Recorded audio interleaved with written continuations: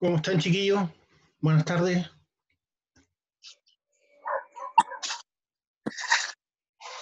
Buenas tardes, profe. Vamos a repasarle el último PDF que vimos, ya que la materia para la prueba es lo que pasé el día jueves. Ahí terminó. Ya entonces voy a repasar lo que vimos a modo de repaso. Ya la clase del jueves vamos a empezar a ver materia nueva para para el segundo control. ¿Se entiende? Sí, profe. Ya.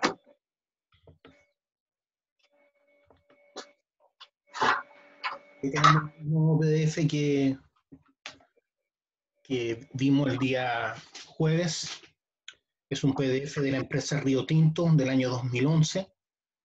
Es bien bueno porque explica los fundamentos del silencien su micrófono, por favor, hay mucho ruido. Javiera, eso.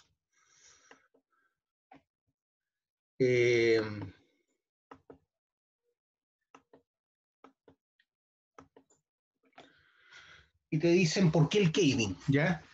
¿Por qué usar un método de hundimiento?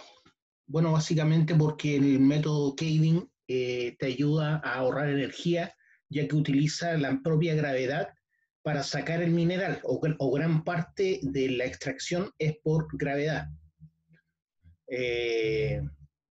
Entonces, sí uso explosivos, pero esos explosivos son para socavar la base del bloque, básicamente, no para extraer el mineral propiamente tal, ya que la extracción se produce de manera natural una vez socavo la base, por acción de la gravedad. También se utilizan los métodos de hundimiento por bloque o por paneles porque tiene grandes rangos, ¿cierto?, de producción. Es altamente productivo. Eso es lo bueno del método. Alcanzando economía de escala. Como le expliqué, el término economía de escala es un término económico en que te dice que tú ganas por volumen de venta, ¿ya? Por ejemplo, los supermercados venden más barato que los almacenes de la esquina por lo general. ¿Por qué? Porque ellos compran a un mejor precio, ya que compran por volumen también, entonces le hacen descuento, porque ellos no compran 100, 200 confores, compran, no sé, cada supermercado debe comprar 100.000 confores al mes, entonces venden, no sé, 200 confores al mes, a diferencia del almacén de la esquina que vende 10 confores al mes. Por lo tanto, si vienen al almacén de la esquina puede que salga más caro. ¿Por qué? Porque ellos tienen que pagarse por los 10 confores que venden durante el día. Entonces tienen que sacarle una tajada más grande a cada confort para que valga la pena. En cambio, el supermercado basta que le saque una tajada pequeña al confort que venden, porque ellos venden y ganan por volumen. De igual forma, la producción, ¿cierto?, a gran escala, por ejemplo, la minería a rajo abierto o la producción de un panel caving o block caving tradicional, en general es una producción alta, por lo tanto los costos disminuyen mucho, porque estoy sacando, ¿cierto?, mucho mineral diario. Por eso es altamente productivo, alcanzando economías de escala. Básicamente el panel caving puede mecanizar, alcanzar altos grados de mecanización, ¿ya? Puedo meter LHD, puedo meter jumbo, y eso justamente tiene que ver, ¿cierto?, con la baja ley que tiene la roca primaria. En general, la roca primaria tiene baja ley, pero como la productividad es alta, eso me hace igualmente viable el método de explotación. El block caving tradicional en roca secundaria tiene una menor productividad, igualmente alta en relación a otros métodos de explotación, pero mucho menor que la de un panel caving en roca primaria. Pero la diferencia es que la roca secundaria en un block caving tradicional es de mayor ley, tiene mejor ley la roca secundaria, ¿ya? Entonces, si bien no está mecanizado el método, ya que se habla de block caving tradicional cuando uno utiliza stopper, jack legs y scrapers, ¿ya? No utilizo LHD ni tampoco Jumbo. Eso hace que igualmente, como la ley es más alta, igual sea viable la explotación. Es un método seguro, sí, entre comillas, siempre y cuando no sean minas muy profundas y no existan estos eventos mayores, ¿cierto? Si yo sé controlar la administración de la explotación, vale decir, estoy sacando de distintos puntos de extracción por turno y no de uno solo, además la columna de explotación del mineral no es tan alta, puedo hacer, controlando ciertas variables, puedo hacer que el método sea seguro. Pero si no soy capaz de controlar esas variables, el método se me puede volver inseguro. ¿En qué sentido? En que pueden haber eventos mayores, rupturas del macizo rocoso que yo mismo provoco para que caiga el mineral por gravedad, que puedan provocar estallidos de roca, ya que ya lo hemos visto el daño que provocan. De todas maneras, o sin embargo, eso significa however, tiene altos costos iniciales, ¿ya? Se necesita una alta inversión inicial antes de comenzar la producción. Todo lo que es preparación del método de explotación es costoso.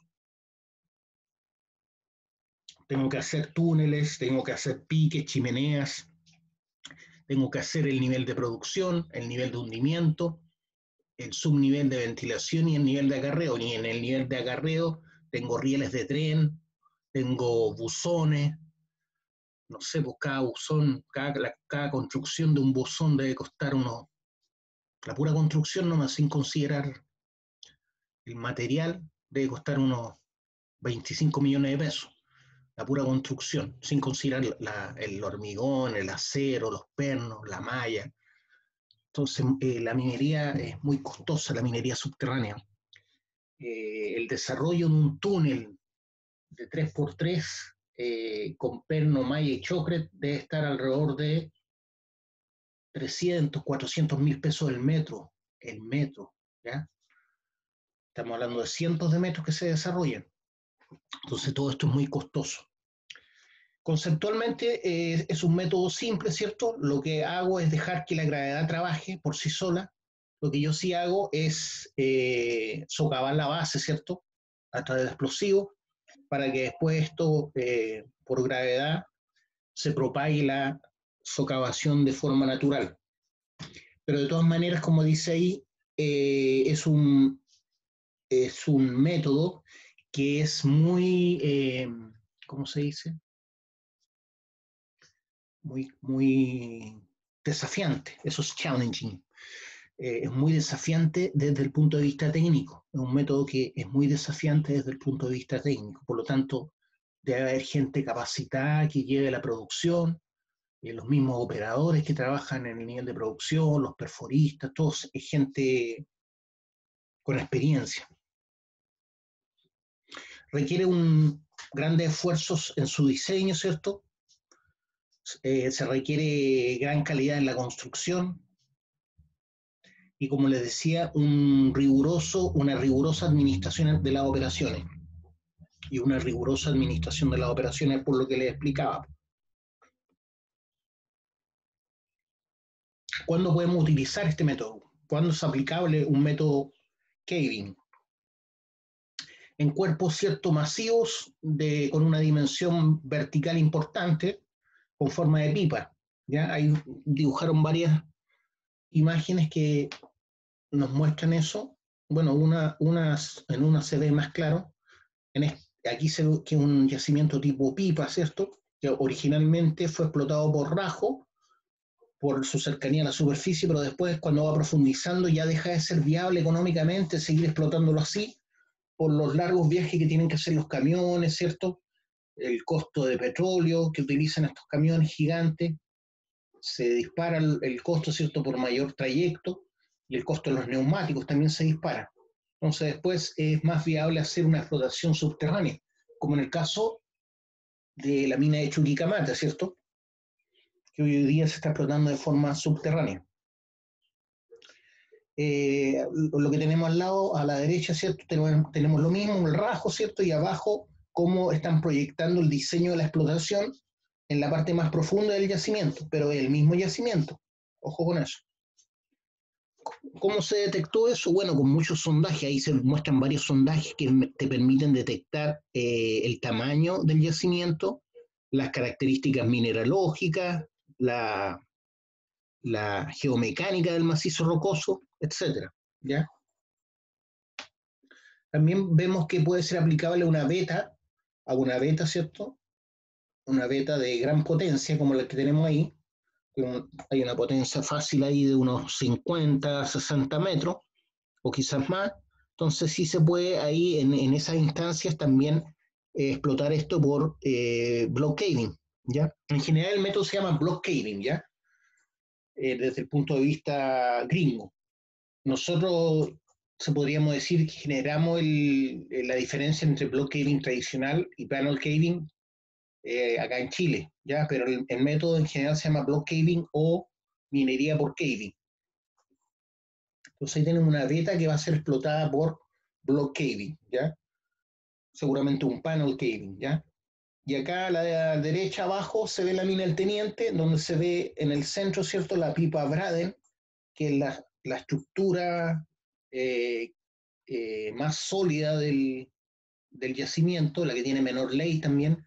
Por lo tanto, ahí van los piques principales, ahí se colocan las oficinas, las petroleras, los talleres donde se arreglan los LHD, donde se hace la mantención, etc.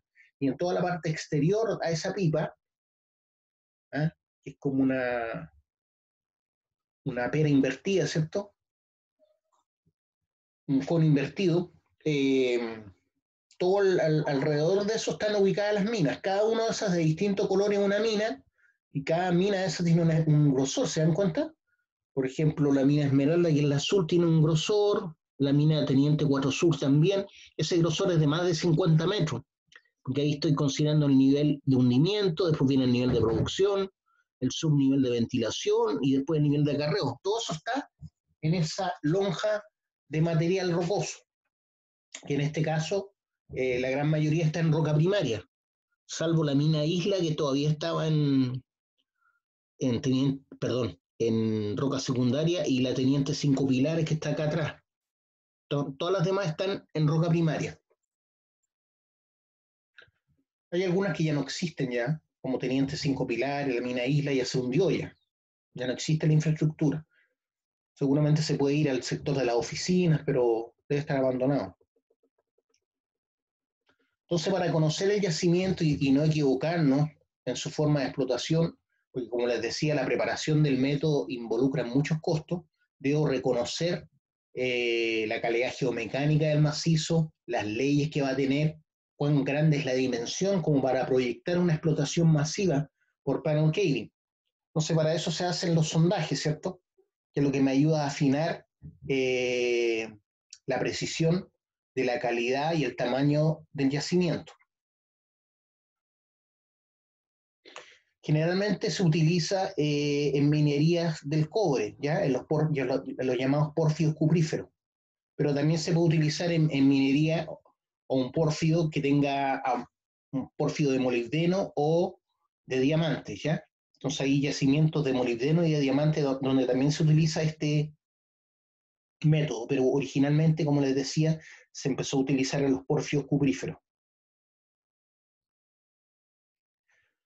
Dice que el tipo de roca, la calidad de la roca, geomecánicamente hablando, no es una limitación, pero sí tengo que tener suficientes dimensiones, ¿cierto?, para poder abrir una zona que permita que esa roca competente pueda hundir. Eso es lo que te quiere decir el segundo párrafo.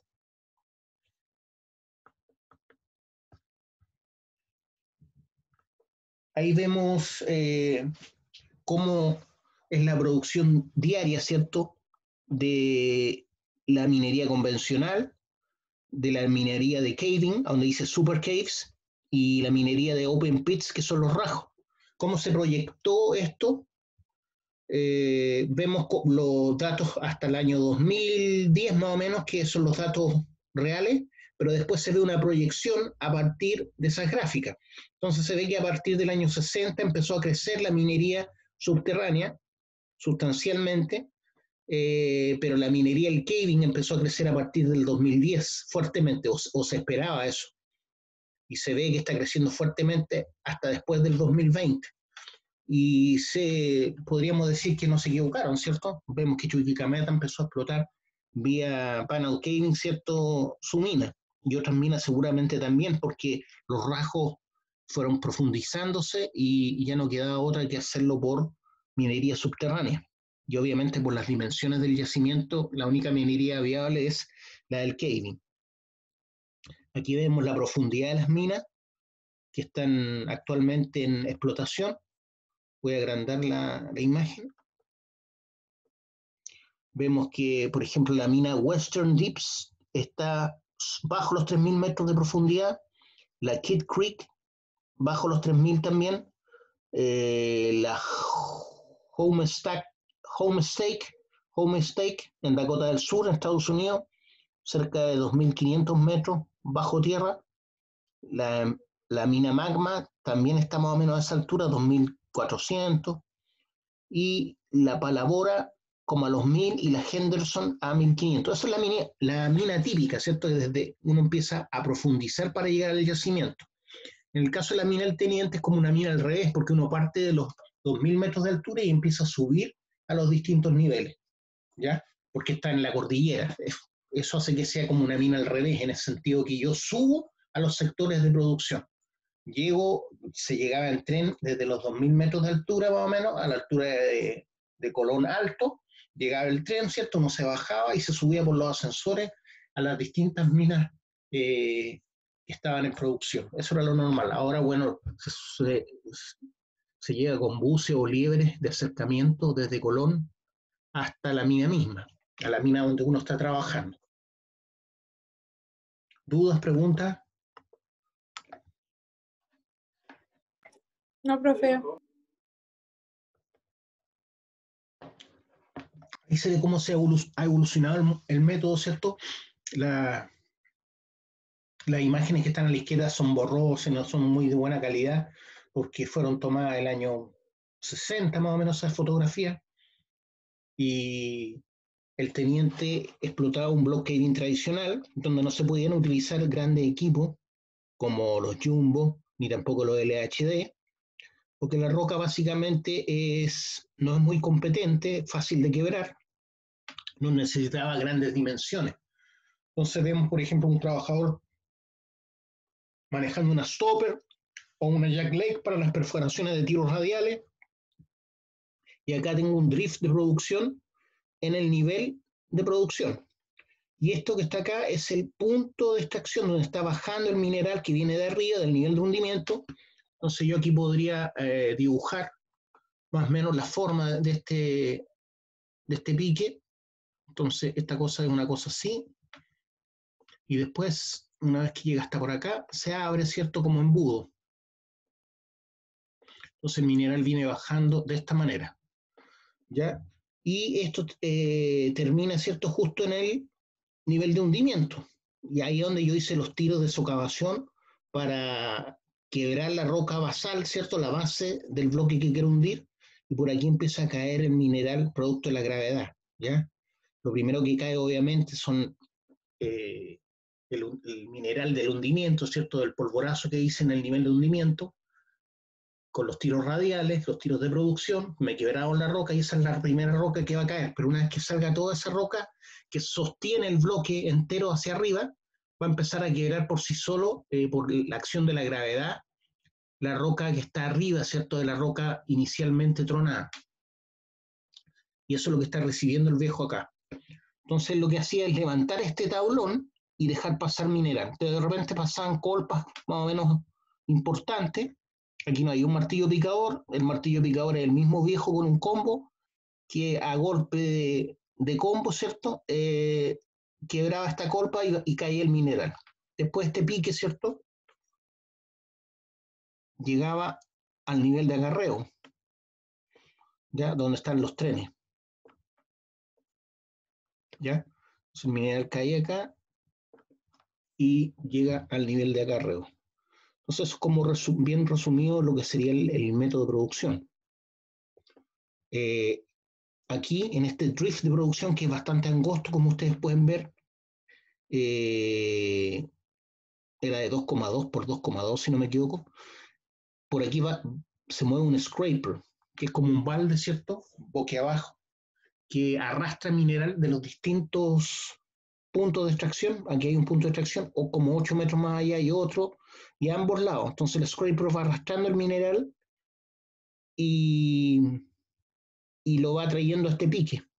Y ese pique se une con el nivel de acarreo, donde hay un buzón, ¿cierto?, que permite cargar. Ahí en el buzón había un viejo, ¿cierto?, que cargaba, operando él el buzón, ¿ya?, con energía neumática. Después se empezó a utilizar energía hidráulica. Después se automatizó y ya no se necesitaba una persona ahí. Pero en ese momento todavía se necesitaban personas en los buzones en el nivel de acarreo.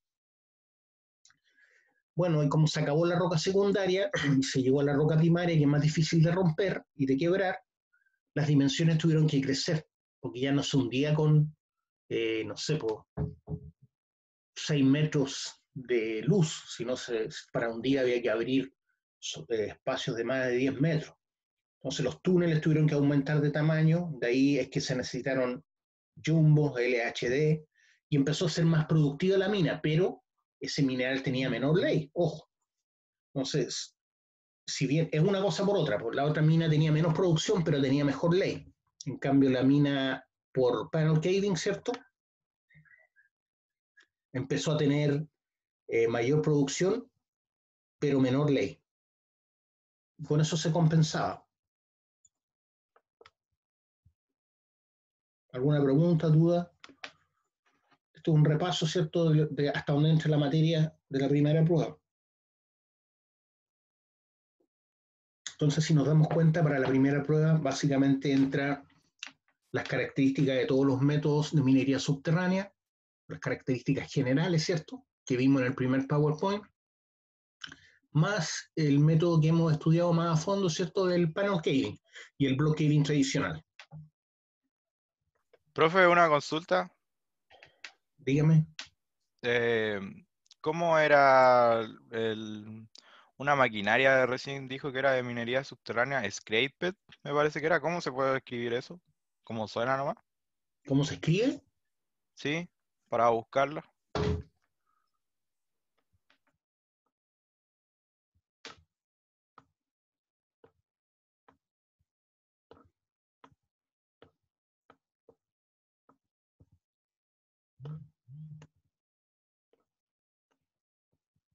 Ahí. Scraper, scrapper. Scrapper en minería subterránea. Tendréis que buscar. Scrapper en minería subterránea. Es como un tipo de LHD, ¿o no? No, pues viejo, te expliqué que era como un balde dado vuelta. Ah, ya, ya, ya. Si no hay maquinaria pesada en los block caving tradicional. Ya, ¿Ya? profe, gracias. Ya. Eh, ahí pueden buscar. Lo que les decía, bueno, eso yo lo vimos en Carrillo y Transporte, no, parece que no se acuerdan.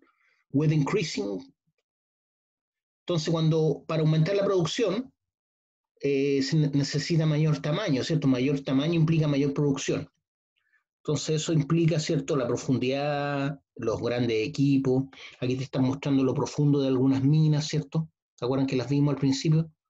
Aquí están las más profundas, en donde la parte rosada viene a ser estéril, que ya está hundiendo, ¿cierto? Este vendría siendo el cráter de subsidencia. Eh, y estos son los recursos que están siendo explotados en plomo. Eh, lo mismo acá, ¿cierto? Y están viendo la profundidad del tamaño, ¿cierto? Lo están comparando con el Empire State o con la Torre Eiffel. Esas son las torres más altas del mundo que hay, que están en Asia, ¿cierto? En Shanghái, todas esas zonas. En Emiratos Árabes, creo. Antes lo más grande estaba en Estados Unidos, porque era el Empire State y las Torres Gemelas. Las Torres Gemelas deben haber tenido la altura de estas que están acá. Eran un poquito más altas que el Empire State, pero el Empire State los gringos lo construyeron en el 46, 48. Esa es la diferencia. Igual la Torre Eiffel, pues una cuestión del... Hace muchos años tiene una construcción muy antigua. Entonces tiene ese mérito. que fueron las primeras y hace mucho tiempo.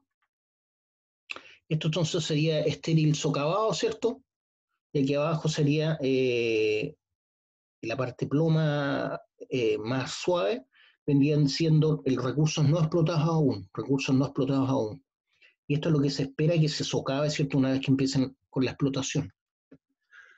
Entonces, básicamente esta imagen lo que quiere mostrar es que para aumentar la producción se necesitan tamaños amplios, ¿cierto? Tanto en profundidad como en ancho de un yacimiento. Ahí están las distintas minas que están siendo explotadas por block caving. Las amarillas son de Río Tinto. Tiene 1, 2, 3, 4, 5, 6 minas vía caving, Río Tinto. El color turquesa, ¿qué indica el color turquesa? No sé lo que indica el color turquesa porque no aparece. Después viene el color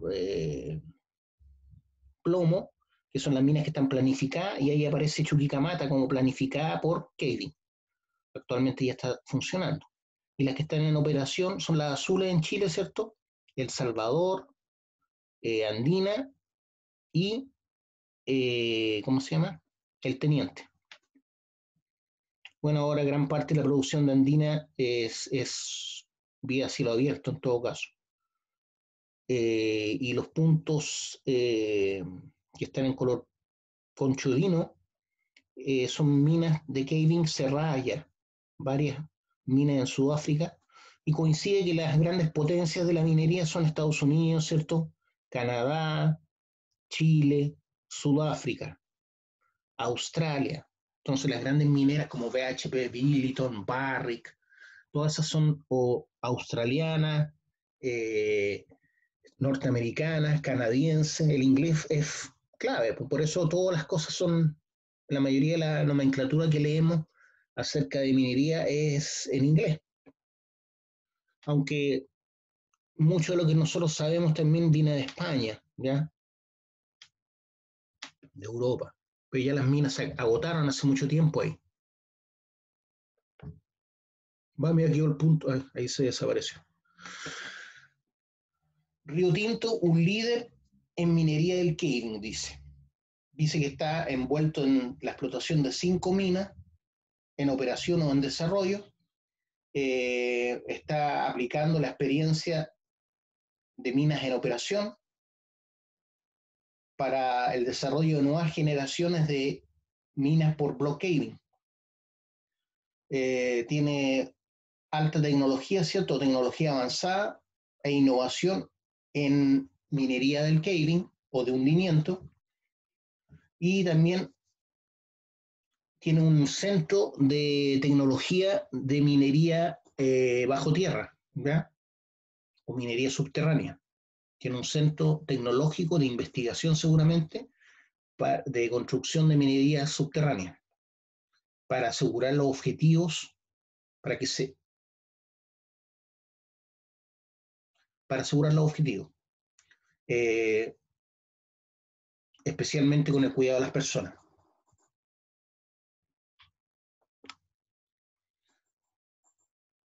Ahí te dice cómo trabajan las minas de block caving y cuáles son las llaves, ¿cierto? Las claves técnicas que hay que considerar.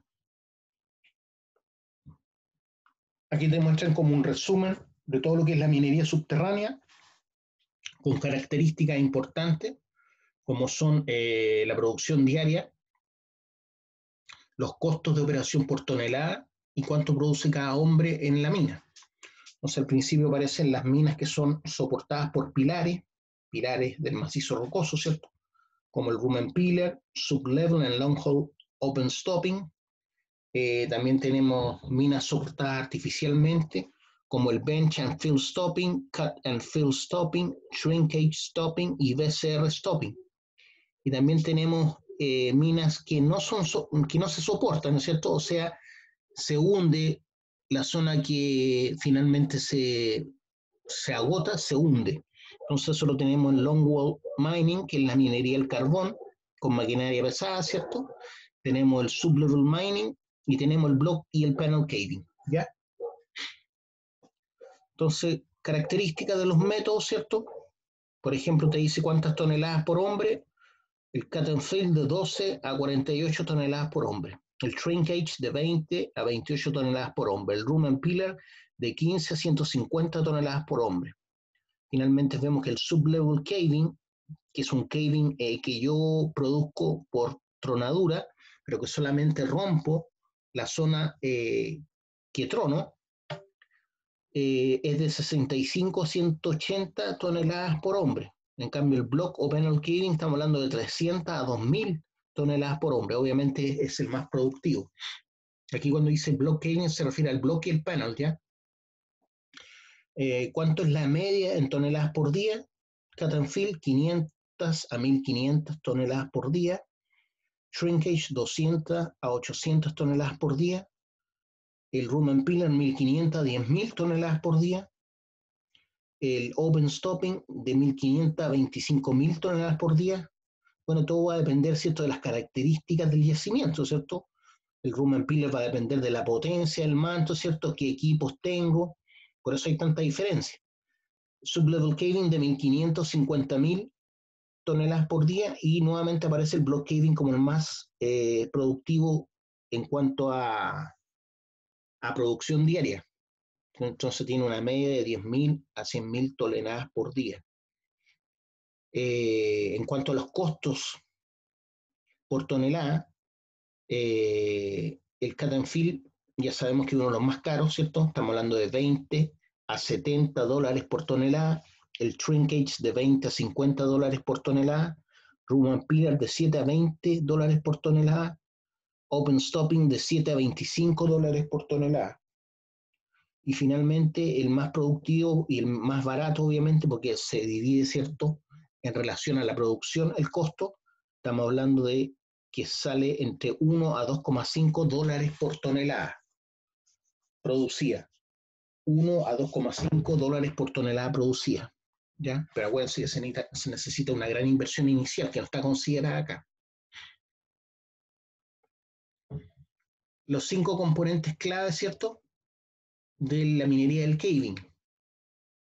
Bueno, tenemos que tener una infraestructura clave, ¿cierto?, como por ejemplo la ventilación, sistemas de soporte, como la fortificación, la energía, ¿cierto?, que voy a utilizar, ingeniería eléctrica, la energía hidráulica.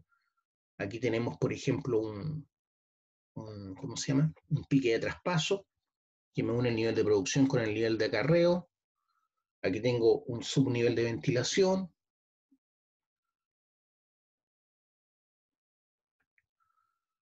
Ahí está el marco conceptual, ¿cierto?, del block caving. Voy a agrandar la imagen para que se vea mejor.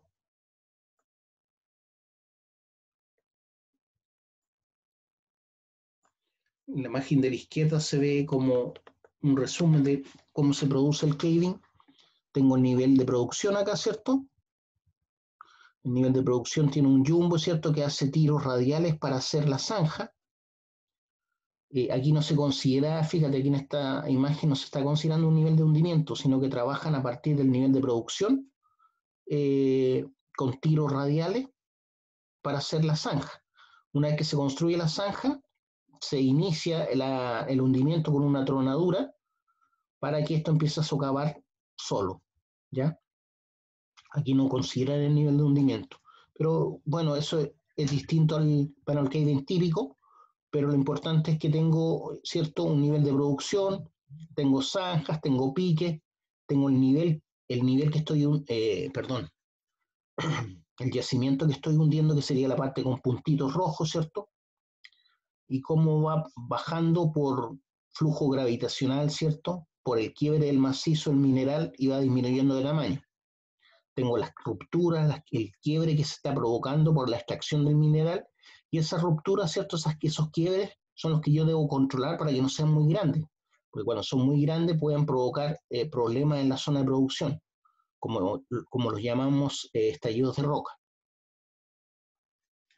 Acá tengo algo parecido, ¿cierto? Tengo un nivel de producción, vendría siendo el mismo efecto acá, nivel de producción, las zanjas, ¿cierto? Aquí está la luz que tengo que abrir.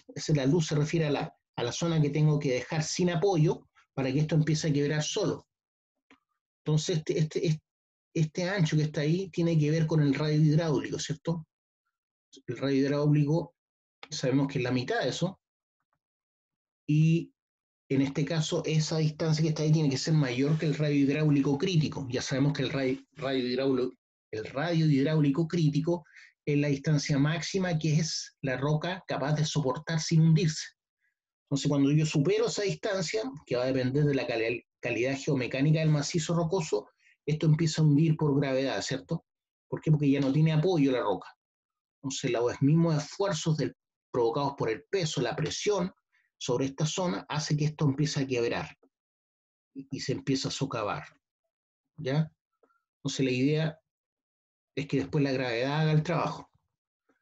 La idea es controlar que las rupturas no sean tan grandes, ¿ya? Porque cuando la ruptura es muy grande, ya les expliqué lo que pasa, ¿cierto? Se puede provocar un estallido de roca, que básicamente es la destrucción de zonas donde está el hombre trabajando.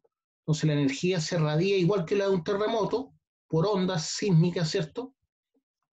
Y si las ondas que llegan acá son muy potentes en cuanto a energía, estas rebotan, llegan acá a la zona vacía y rebotan. ¿Ya? Entonces las ondas empiezan para este otro lado después. Cuando rebotan, si ese rebote, esa energía de tracción de la onda es mayor que la resistencia a la ruptura de la roca en esta zona, se produce el estallido de roca, ¿ya? Por eso hay que controlar el tamaño, hay que buscar la forma de controlar el tamaño de las rupturas. Y para eso ya se conocen algunas variables importantes, como es la columna, que tiene que ser no tan grande, la columna de explotación, para no generar tanto esfuerzo inducido acá, debido al propio peso de la columna. El tiraje tiene que ser más bien armónico, no tengo que empezar a darle como caja a un solo punto, empezar a sacar de este punto, sino que ir sacando de a poco para que esto vaya creciendo de forma armónica. Básicamente eso. Y controlar, obviamente, conociendo la geomecánica, controlar la fortificación. Entonces aquí aparece el nivel de acarreo junto con el nivel de producción, ¿se dan cuenta? ¿Alguien iba a decir algo o idea mía?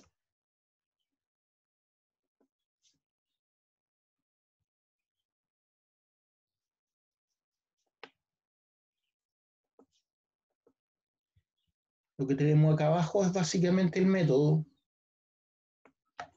Las zanjas, ¿cierto? Que me unen el nivel de producción con el nivel de hundimiento y cómo el caving se va propagando hacia arriba. El amarillo, ¿cierto? El nivel de producción.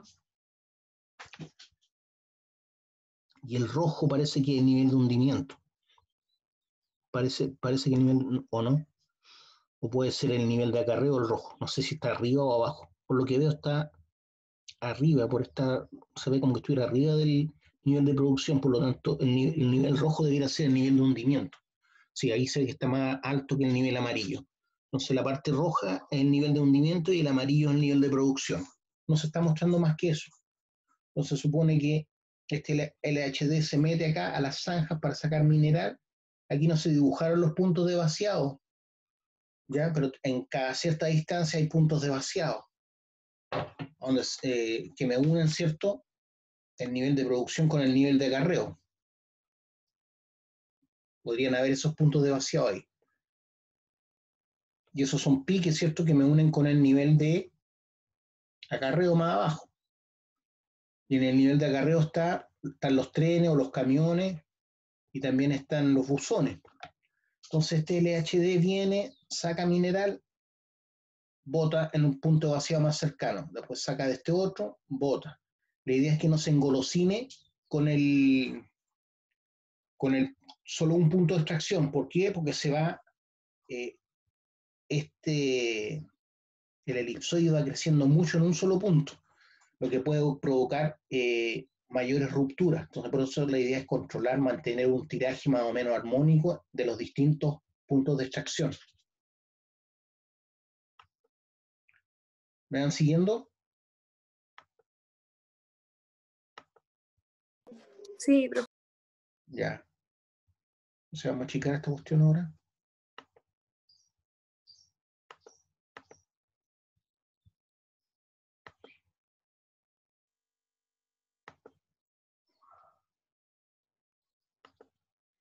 Y ahí te están mostrando lo mismo, ¿cierto? Aquí tengo el nivel de producción, las zanjas que estoy generando, que me unen el nivel de hundimiento con el nivel de producción. Esta es la tronadura que es para socavar la base del bloque. Primero cae este mineral y después empieza, una vez que saque todo este mineral, voy a dibujar el lápiz mejor, una vez que saque todo este mineral, que es la tronadura de producción, o también llamada tronadura de hundimiento, una vez que salga todo este mineral, esto va a quedar en el aire, ¿cierto? Entonces ahí es cuando se empieza a provocar el caving de forma natural. Entonces se va propagando hacia arriba el caving, ¿ya? Entonces ahí está mostrando toda la zona que ya se desprendió. Eso no significa que no haya mineral acá. Esto es lo que se ha desprendido del cerro, esta parte está in situ todavía, pero esto está, la roca está ahí. Y esta empieza a caer de a poco, ¿cierto? Por la zanja, es recolectada por los LHD para llevarla a los puntos de vaciado que me unen el nivel de producción con el nivel de acarreo. Entonces el block caving está basado en principios, ¿cierto? Que debo tener un área suficientemente amplia como para abrir y dejar espacio para que el bloque comience a hundir. Entonces esto ocurre en el nivel de hundimiento acá. Entonces esta distancia que hay entre esta zanja y esta es la que tiene que ver, ¿cierto?, con el radio hidráulico. Entonces el radio hidráulico es menor que esa distancia que hay, ¿cierto? Por eso esto empieza a hundir solo. Entonces esto es una distancia clave que está en función de la calidad del macizo rocoso. Entonces esta distancia que está ahí es clave, o esta que está acá, ¿cierto? Es clave porque está en función, esta distancia está en función del radio hidráulico, y el radio hidráulico está determinado por la calidad del macizo rocoso. Entonces el principio es abrir un área suficientemente amplia en la base del bloque para que después solo se propague la zona de hundimiento, ¿ya? Por acción de la gravedad. Este proceso va a continuar propagándose, ¿cierto? Hasta llegar a la superficie o llegar a la zona donde está el estéril. Y ahí es donde ahí tengo que detener la producción, si no voy a empezar a diluir el mineral.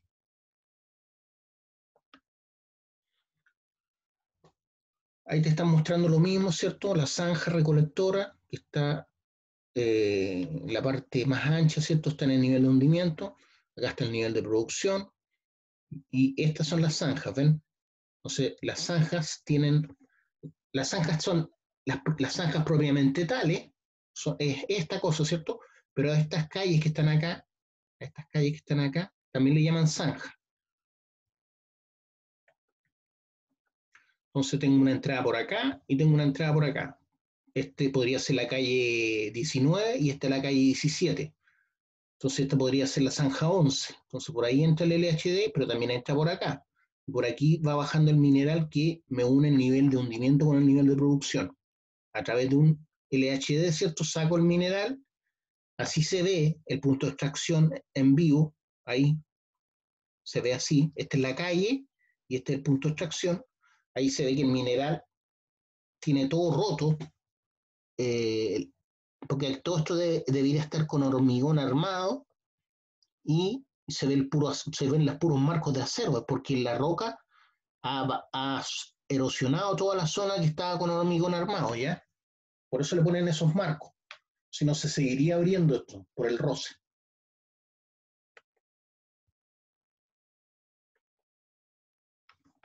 Ahí tengo una imagen que me muestra, ¿cierto?, el caving que llegó hasta la superficie. Obviamente toda esta parte de acá es estéril, se tiende a mezclar con la zona mineralizada, pero siempre va bajando de una forma más o menos que uno puede detectar. Hay ciertas incertezas dentro de este método de explotación, justamente por la geomecánica del macizo, que uno nunca la comprende 100%. En este caso aquí estamos mostrando cómo se debe manejar correctamente la gestión del caving, y eso es lo que, si no se maneja, si se maneja incorrectamente el manejo del caving, eso puede provocar, como les decía, eventos mayores que pueden provocar una incerteza en la producción futura por los estallidos de roca. Entonces hay ciertas, ¿cómo se dice?, fuentes de incerteza. Y en parte, una de esas formas de controlar eso es controlar, como les decía, la producción, el nivel de producción, para evitar, por ejemplo, que entre estéril, para evitar que hayan eventos masivos que puedan desencadenar estallidos de roca, etc. Aquí están mostrando que la típica mina, ¿cierto?, desde superficie se baja a la zona mineralizada y desde aquí sale el mineral, ¿cierto?, por un skip hacia el exterior. Es una torreta, ¿cierto?, que hay un motor eléctrico, un winch enorme, ¿cierto?, que es capaz de levantar ese skip, y por esa misma torreta, ¿cierto?, bajan las personas, pero no en el skip, sino en un ascensor. El ascensor más grande que tiene el teniente puede llevar 350 personas, 170, tiene 2 pisos, 175 abajo y 175 arriba. Claro que todo apretadito, ¿no? No como un ascensor del mall, pero igual 350 personas es harto, ¿cierto? Entonces, generalmente el skip tiene como contrapeso un ascensor de personas. Entonces, por un lado llevo el mineral y por otro lado el contrapeso hace que así se utilice menos energía para subir y bajar, ¿ya?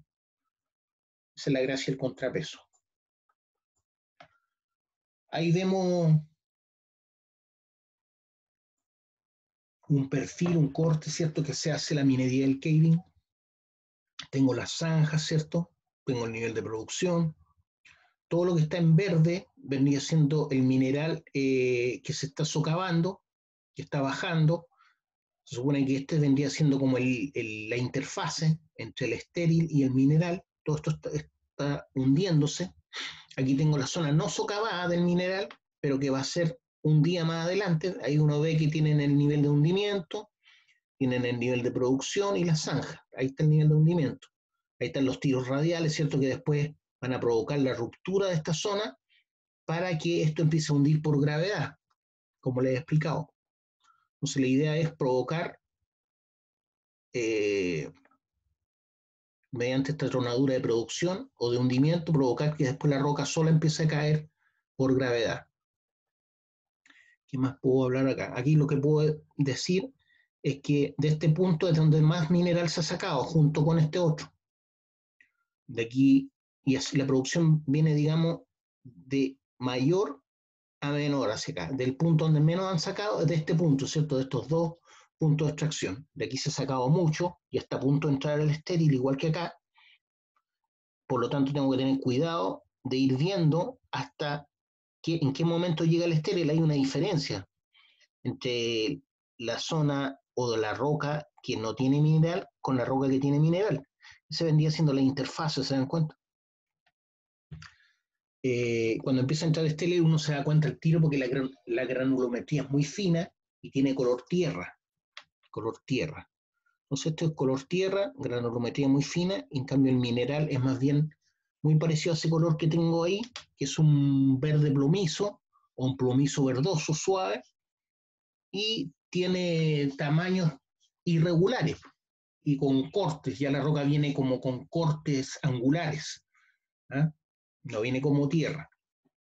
Ahí se produjo una ruptura grande en donde se separó, ¿cierto?, la zona que está siendo hundida de la zona que aún no está en producción y que están trabajando en la preparación del método. Entonces hay una especie de colchón de aire. Ese puede provocar daño porque está siendo sometido a mucha presión. Este aire es sometido a presión, por lo tanto, cuando llegue a esta zona y yo empiezo a sacar mineral, puede entrar este flujo de aire de forma violenta y provocar daño en las personas, en los equipos. Entonces hay que tener ojo ahí. A veces esto viene con agua, ¿cierto? Porque acuérdense que arriba hay un cráter de subsidencia, puede entrar agua, producto de la nieve de deshielo, y también ha ocurrido que de repente el viejo está sacando acá, se rompe esta zona y entra un flujo, puede llegar hasta nieve al nivel de producción. Ha ocurrido en la mina del Teniente.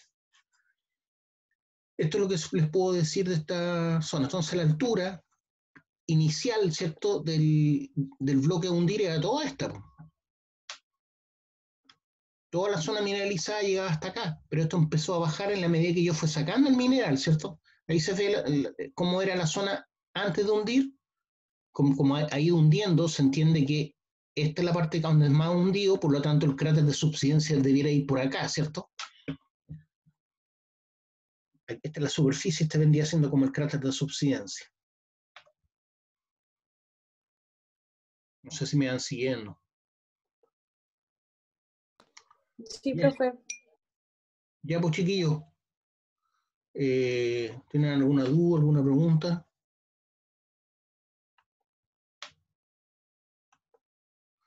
Vamos a terminar con esta imagen que ya la habíamos conversado. Acá está el nivel de producción y así es como se va propagando el caving desde cada punto de extracción. Toma una forma como de elipsoide. ¿Ya? Entonces de este punto yo puedo decir que se ha sacado menos mineral y de este mucho más mineral. Entonces la idea es mantener este flujo más o menos parejo para evitar justamente que existan estas diferencias en donde se pueda provocar una ruptura grande acá. ¿Ya? La idea es que no dejar espacio que se provoquen rupturas grandes. Aquí vemos que es la misma mina y cómo se ha ido propagando el caving. Estos son distintos elipsoides, pues deben haber por lo menos unos 20 ahí que están sacando mineral. Y finalmente se ve como toda esa zona roja. Entonces todos estos elipsoides de cada punto de extracción se van propagando hacia arriba. Se supone que lo primero que está acá, aquí viene estando la zanja más o menos, ¿ya? Aquí viene otra zanja. Y aquí viene otra zanja.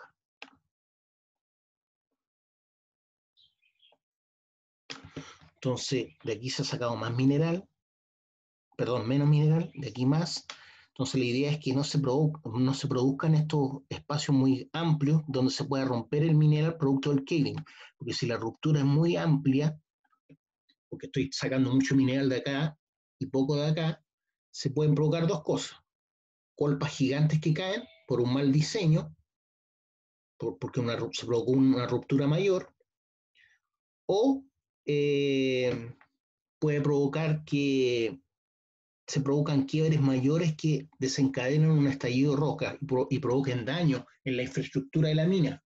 Y si está en el horario del turno, ese estallido de roca puede matar gente y destruir equipos, ya que es lo más malo, ¿cierto? Entonces ahí vemos cómo se va propagando la zona de hundimiento. Aquí habrá una octava parte de toda la zona a hundir, aquí habrá una sexta parte, aquí un cuarto, aquí la mitad de la zona que se está socavando ya está en proceso de caving o de hundimiento, y aquí ya gran parte de la mina está bajo el hundimiento, ¿cierto? Entonces, cada punto hacia arriba son puntos de extracción que tienen esta forma como de elipsoide, pero se van uniendo y se ven así. Se ven así cuando hacen mediante programas, ¿cierto? Pueden ir viendo cómo se va propagando el caving. Entonces, cuando uno no tiene un control del tiraje y está sacando mucho de un punto y poco de otro, se pueden provocar problemas como colpas gigantes y eventos llamados estallidos de roca. Entonces, eso es lo que hay que controlar.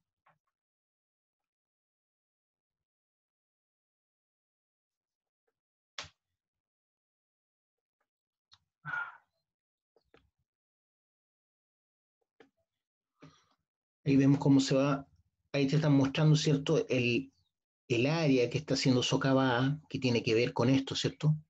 Y esa área que tiene, digamos, un diámetro, tiene que ver justamente con el radio hidráulico, ¿cierto? Lo que les hablaba yo. Y ese radio hidráulico crítico tiene directa relación con la calidad del macizo rocoso. Vamos a suponer que ese es el radio hidráulico crítico, de ahí para allá tengo que crecer más que eso para que esto empiece a hundir solo por efecto del peso mismo de la roca que presiona, ¿cierto? Y como ya no hay apoyo, esto empieza a quebrar. Entonces ahí están mostrando lo mismo, ¿cierto? Las zanjas que unen el nivel de producción con el nivel de hundimiento y el espacio mínimo o el espacio que necesito para que esto empiece a hundir. Entonces hay dimensiones clave o críticas para que se inicie el hundimiento, y eso tiene que ver con lo que les decía, el radio hidráulico crítico, que en este caso podría ser ese. Entonces cuando yo supero ese espacio, recién esto empieza a hundir, porque con ese espacio o menos, la roca se puede soportar sola, ¿ya? Se soporta sola y no va a hundir. Entonces tengo que superar el radio hidráulico crítico para que esto empiece a hundir. Ya, chiquillos, lo vamos a dejar hasta acá. No sé si tienen alguna duda, alguna pregunta. ¿Dudas, preguntas? Profe, ¿qué más va a salir en el certamen? ¿Cómo que más va a salir? Dijo el que antes estaba hablando y lo interrumpieron. Dijo la característica de métodos subterráneos, lo del panel caving, lo del block caving, y qué más. Nada más, por lo que hemos visto. Vimos todo un resumen de todos los métodos subterráneos y sus características. ¿Ya? Cuándo se utilizan, en qué tipo de roca. Vimos todas las características de todos los métodos. Ahora estamos, y el único que hemos visto en profundidad hasta el momento es el block caving y el panel caving. Ah, ya, gracias. Ya, chiquillos, voy a sacarle un pantallazo para saber quiénes vinieron. Profe, ¿Qué pasa? profe, una consulta, pero no tiene nada que ver con la clase. Con respecto a la práctica, ¿qué sabe usted?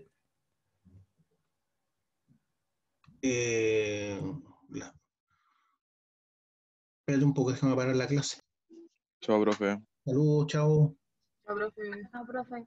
Chao, Chao, profe. profe. Entonces Chao, profe. Chao, profe. ¿Ya? Hasta lo que vimos ¿Qué? el viernes pasado. Entraría. Hasta lo que vimos el jueves pasado. Y ahora estábamos solamente recordando cosas. Hasta ahí entra en la prueba. Sí, profe. Sí. Chao.